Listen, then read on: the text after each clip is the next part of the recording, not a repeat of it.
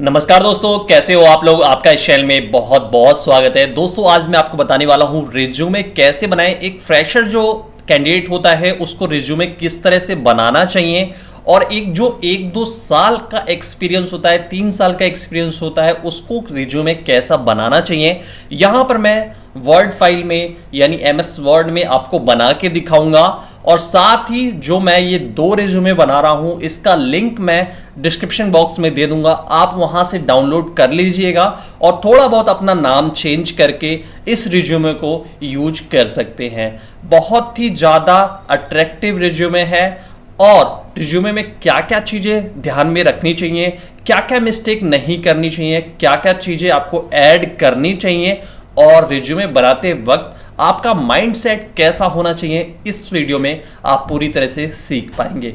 तो यहां पर मैं यही बताने वाला हूं, एक फ्रेशर यानी कोई भी एक्सपीरियंस नहीं है वो रिज्यूमे कैसे बनाए, और जिसको 1 से 2 साल 3 साल का एक्सपीरियंस है वो किस तरह से रिज्यूमे बनाए। दोनों को बना के दिखाऊंगा, एक एक चीज बारीकी से, एक एक पॉइंट आपको समझाऊंगा ताकि आपको सही तरीके से रिज्यूमे बनाना आ जाए, और आप इसको डाउनलोड भी कर सकते हैं। लिंक मैं डिस्क्रिप्शन में दे दूंगा। दोस्तों अगर आप मेरे चैनल पर पहली बार आए हैं तो नीचे रेड कलर में सब्सक्राइब लिखा हुआ है, वहां पर क्लिक कर दीजिए, बेल आइकन को दबा दीजिए ताकि आपको इस तरह की और भी लेटेस्ट वीडियो देखने को मिलती रहे हमेशा सबसे पहले। चलिए दोस्तों वीडियो स्टार्ट करते हैं। तो यहां पर पहले मैं रिज्यूमे जो बता रहा हूं वो फ्रेशर के लिए है, यानी जिसका कोई भी एक्सपीरियंस नहीं है। अगर उसका फ्रेशर है, एक्सपीरियंस नहीं है, तो एक्सपीरियंस वाले कॉलम में हम कुछ भी नहीं डालेंगे। उसके अलावा अब हम अपने रिज्यूमे को 1 पेज 1.5 पेज का कैसे लिखें बिना एक्सपीरियंस, ये चीज़ें काफ़ी लोगों के मन में आती है। तो क्या क्या चीज़ें लिखनी होती है, अगर आप एक्सपीरियंस नहीं है तो भी आप 1 से 1.5 पेज का रिज्यूमे बना सकते हैं। इंडिया में 1 पेज का रिज्यूमे ज़्यादातर एक्सेप्ट नहीं किया जाता, या 1 पेज का रिज्यूमे ज़्यादातर बहुत ही छोटी जॉब के लिए एक्सेप्ट किया जाता है। नॉर्मली यहाँ माइंडसेट एचआर का यही रहता है कि कम से कम 2 पेज का रिज्यूमे होना चाहिए अगर आप ग्रेजुएट हैं तो, और आपके अंदर स्किल्स हैं तो। अगर आपका एक्सपीरियंस नहीं है तो भी। ऊपर की तरफ आपने देख लिया, नाम है आपका, मोबाइल नंबर है और ईमेल आईडी है, ताकि कोई भी आपको संपर्क कर पाए। ज़्यादा से ज़्यादा अगर आप चाहते हैं जहाँ पर रहते हैं वहाँ का एड्रेस डाल सकते हैं, लेकिन वो एड्रेस नीचे डालना चाहिए। ठीक है, ऊपर भी डाल सकते हैं, नीचे भी डाल सकते हैं, कोई दिक्कत नहीं है, लेकिन मैंने स्पेस उसका नीचे यूज किया, नीचे डाल दिया है। तो यहाँ पर कैरियर ऑब्जेक्टिव लिखेंगे। फ्रेशर है, अभी कोई काम नहीं किया है, तो कैरियर ऑब्जेक्टिव यानी वो अपने कैरियर को लेके क्या सोचता है, आगे उसको क्या करना है, क्या वो किसी कंपनी के लिए क्या चीज़ कर पाएगा। तो कैरियर ऑब्जेक्टिव में देखिए, I want to use my experience and skills for the development of my organisation, यानी कंपनी और माई सेल्फ। तो ये हो गया, यानी जो भी स्किल्स मैंने आज तक सीखी हैं, जो भी स्टडी मैंने करी है, उसका यूज मैं कंपनी की ग्रोथ में और अपनी ग्रोथ में, दोनों की ग्रोथ में करूँगा।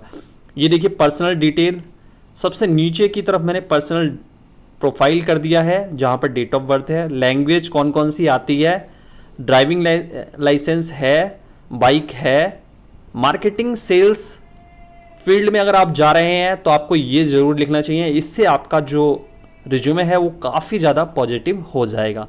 यहाँ पर लैंग्वेज आने का मतलब ये है कि आप कौन सी लैंग्वेज समझ सकते हैं, कौन सी बोल सकते हैं। अगर आप समझ भी सकते हैं तो भी लिख दीजिए, अगर आप बोल सकते हैं तो भी लिख दीजिए, अगर आप लिख सकते हैं तो भी लिख दीजिए। ठीक है, इसका मतलब ये नहीं है कि आपको एक्सपर्ट ही होना है। तो यहाँ पर ये चीज़ें आपने देख ली। अब मैं आपको एक चीज़ और दिखाता हूँ। यहाँ पर आप ये देखिए, वही सेम टू सेम रिज्यूमे है, कैरियर ऑब्जेक्टिव वही है, XYZ। यहाँ पर आपको वर्क एक्सपीरियंस जो है वो मैंने एक्स्ट्रा ऐड किया है। तो थोड़ा सा नीचे की तरफ चलते हैं, पहले देख लेते हैं कि पुराने वाले में क्या था। तो ऊपर वाले में ये 2 कॉलम जो है XYZ, एबिलिटी यानी मेरे अंदर क्या क्या चीज़ें हैं, यानी मेरी स्ट्रेंथ क्या है, मुझे क्या क्या चीज़ें आता है, इंटरेस्ट क्या है मेरी, टेक्निकल एजुकेशन कितनी है, एजुकेशनल क्वालिफिकेशन। टेक्निकल एजुकेशन में अगर कंप्यूटर का काम जानते हैं, वर्ड, एक्सेल, टैली जानते हैं, तो वो चीज़ आप टेक्निकल एजुकेशन में डाल दीजिए। अब मैंने यहाँ पे जो ऐड किया है वो किया है एक्सपीरियंस। अगर आपको अभी ग्रेजुएशन किए हुए 2 साल हो चुका है, 2 साल 1.5 साल, तो आप यहाँ पर एक्सपीरियंस लिख सकते हैं। अब बहुत सारे केस में ऐसा होगा कि 1.5-2 साल हो चुका है लेकिन कोई भी कंपनी में काम नहीं किया है, कहीं भी काम नहीं किया है, कोई एक्सपीरियंस नहीं है, लेकिन आपको गैप नहीं दिखाना। यानी आपने 2 साल पहले ग्रेजुएशन किया है तो कंपनी ये चाहेगी, एचआर ये चाहेगा कि आपने 2 साल काम भी किया हो। तो यहाँ पर मैंने 2 कंपनी डाल दी। अब ये देखिए 2019 में इन्होंने ग्रेजुएशन किया है यहाँ पर, और अभी जो उम्र है 24 साल है और 2 साल का गैप हो चुका है।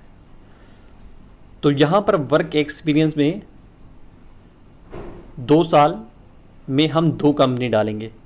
कभी कभी ऐसा भी होता है कि हमने बहुत सारी कंपनियों में काम कर लिया होता है 2 साल के अंदर ही, छोटी छोटी जॉब, छोटी छोटी कंपनी, लेकिन सभी को नहीं डालना। आपको सिर्फ 2 कंपनी चुनना है जिसके बारे में आप अच्छी तरह से जानते हो, जिसके प्रोडक्ट के बारे में जानते हो, जिसकी सैलरी के बारे में जानते हो, जिसके मालिक के बारे में जानते हो, कंपनी के बारे में जानते हो। वो 2 कंपनी सेलेक्ट करनी है और उसके बारे में लिखना है यहाँ पर एक्सपीरियंस। अगर आपने कहीं भी काम नहीं किया फिर भी आपको 2 कंपनियाँ कम से कम लिखना चाहिए, और जो भी लिखा है उसको पूरी तरह से तैयार कर लें। अगर आपने झूठ भी लिखा है तो भी उसको पूरी तरह से पढ़ लें, समझ लें, गूगल में सर्च कर लें, व्हाट्सएप पे देख लें, उसके बारे में पता लगा लें, और जो जो चीज़ें आपने पॉइंट लिखा है उस काम को फील करके देखें। यानी आपको ये समझना है कि आप एक्चुअल में इसी कंपनी में काम कर रहे हैं, इसी प्रोफाइल पे काम किया है, इतने दिन काम किया।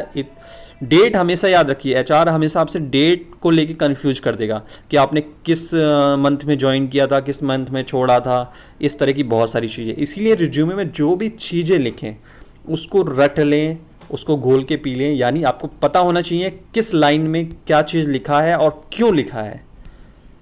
ये बहुत इम्पोर्टेंट है। कई बार हम लिख देते हैं लेकिन हमें खुद ही नहीं पता चलता कि हमने कौन सी लाइन में क्या चीज़ें लिखा है और हमने ये एक्चुअल में लिखा ही क्यों। ये इंग्लिश में लिख दिया हमने, इसका वर्ड का मतलब क्या है कुछ भी नहीं पता चलता। फ्रेशर से अधिकतर उसके रिज्यूमे को लेकर ही सवाल पूछे जाते हैं। फ्रेशर से अधिकतर रिज्यूमे को लेकर ही सवाल पूछे जाते हैं। रिज्यूमे में जो उसने लिखा है वही पूछा जाता है, उसी पर उसका टेस्ट लिया जाता है कि एक्चुअल में उसने लिखा है या किसी से लिखवाया है या साइबर कैफ़े से बनवाया है या कहाँ से कहाँ क्या बनवाया है, क्योंकि फ्रेशर अधिकतर इसी में पकड़े जाते हैं। और अगर 1-2 साल का एक्सपीरियंस है तो 70% आपको रिज्यूमे में से पूछा जाएगा और 30% आपने जो काम किया है उसके बारे में पूछा जाएगा। लेकिन दोनों ही केस में आपको रिज्यूमे के अंदर ही पकड़ा जाएगा। रिज्यूमे के अंदर जो वर्ड लिखे हैं, जो इंग्लिश लिखी है, स्पेलिंग मिस्टेक नहीं होनी चाहिए, कहीं भी बहुत ज़्यादा गैप नहीं होना चाहिए। तो अगर आपने रिज्यूमे में एक वर्ड भी लिखा है तो उसका मतलब पता होना चाहिए, क्यों लिखा है, एक्चुअल में आप कौन सा काम करते थे, क्या आपने वही लिखा है। तो रिज्यूमे को तैयार करना और रिज्यूमे को रटना भी एक कला है। रिज्यूमे के अच्छी तरह से आपको रट लेना है, देख लेना है। आप इसको डाउनलोड भी कर सकते हैं, मैं लिंक डिस्क्रिप्शन में दे दूंगा। आप वहाँ से ये दोनों ही फॉर्मेट वर्ड फाइल में डाउनलोड कर लीजिए और अपना थोड़ा बहुत चेंज करके आप इसको प्रिंट करा के काम चला सकते हैं। तो यहाँ पर ये चीज़ें ध्यान रखनी है। अब रिज्यूमे तो आपके सामने है, आपको पता ही चल गया क्या चीज़ें हैं। बिल्कुल आप इसमें नाम बदल के काम चला सकते हैं। अब मैं आपको बता दूं रिज्यूमे को जो भी चीज़ें आपने लिखी हैं वो पता होनी चाहिए कि किस लाइन के नीचे आपने क्या लिखा है, क्यों लिखा है, और जिस भी कंपनी के बारे में आप लिख रहे हैं एक्सपीरियंस, उस कंपनी का नाम, मालिक का नाम, मैनेजर का नाम, आपका बॉस कौन था उसका नाम होना चाहिए। फ़ोन नंबर हो या मत हो कोई दिक्कत नहीं है, आपको उसके बारे में पता होना चाहिए। प्लस आप वहाँ पर क्या काम करते थे और कौन कौन से प्रोडक्ट थे जिसको आप बेचते थे या सेल करते थे, वो सारी डिटेल आपको पता होनी चाहिए। रिज्यूमे पूरी तरह से तैयार कर ले। तो दोस्तों उम्मीद है आपको ये वीडियो पसंद आया होगा। यहाँ पर मैंने जो भी डिटेल है, जो गलतियां मैंने की थी मेरे रिज्यूमे में स्टार्टिंग में हुई थी, मैं बहुत सारे रिज्यूमे डाउनलोड करता था लेकिन मुझे सही से आइडिया नहीं मिलता था किस तरह से रिज्यूमे बनाना है। और खास तौर से ये रिज्यूमे FMCG, OTC और सेल्स पर्सन के लिए था खास तौर से। तो यहाँ पर ये मेरा जो चैनल है सेल्स और मार्केटिंग से रिलेटेड है और मैं यहां पर और भी चीजें बताना चाहता हूं, लेकिन इस रिज्यूमे से आप सेल्स में अगर अप्लाई कर रहे हैं, मार्केटिंग एफएमसीजी में अप्लाई कर रहे हैं, तो आपके लिए बहुत काम करेगा। तो वीडियो अगर अच्छी लगी है तो लाइक करें, शेयर करें अपने दोस्तों के साथ, और चैनल को सब्सक्राइब नहीं किया है तो सब्सक्राइब जरूर कर लें। आप इस रिज्यूमे को डाउनलोड भी कर सकते हैं, लिंक डिस्क्रिप्शन में चेक कर लीजिएगा। ये मेरी वेबसाइट का लिंक है, यहां पर जब जाएंगे तो आप आसानी से इसे डाउनलोड कर लेंगे वर्ड फाइल में। थैंक यू दोस्तों, मिलते हैं अगली बार एक और लेटेस्ट वीडियो के साथ।